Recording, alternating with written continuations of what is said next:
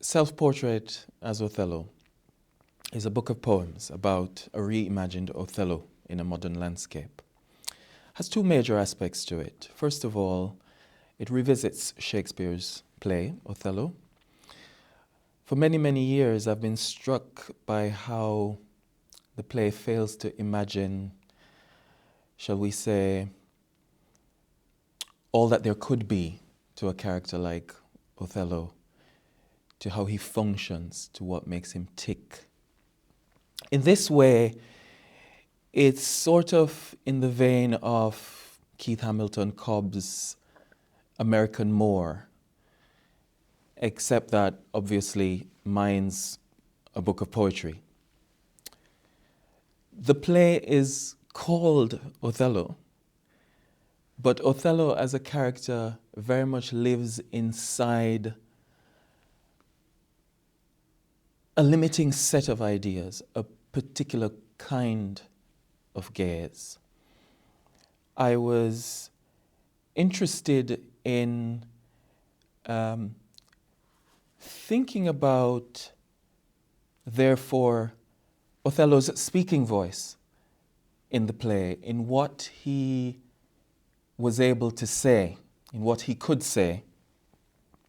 Thinking, for instance, of his two soliloquies versus Iago 7, for instance.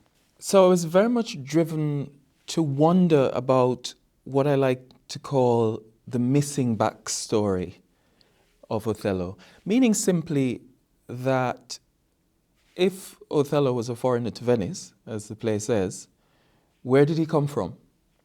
How did he arrive there? What was his mother tongue? What was his background? The sort of questions that an author living in Othello's type of skin would want to ask.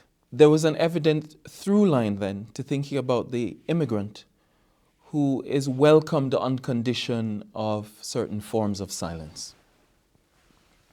The other essential aspect to Self-Portrait as Othello is the use of Othello as a container device for examining black male bodies in the Europe of today, interweaving questions around masculinity, aspiration, status, and that sort of thing. Research was important.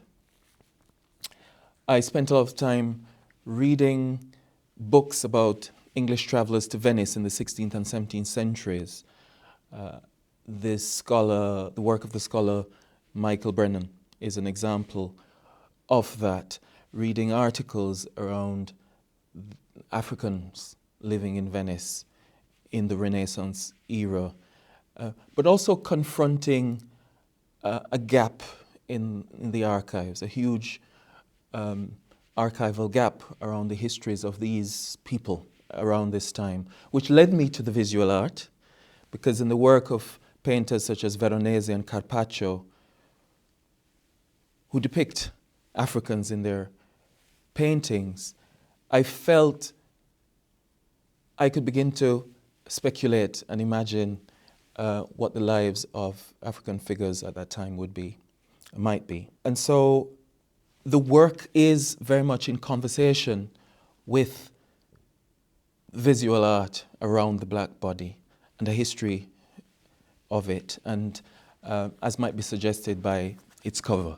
Form-wise, the book contains a couple of sonnets, there are prose poems, there's at least one poem that plays with the white space of the page. But all throughout, I was keen on holding rigor and tightness and play all in one.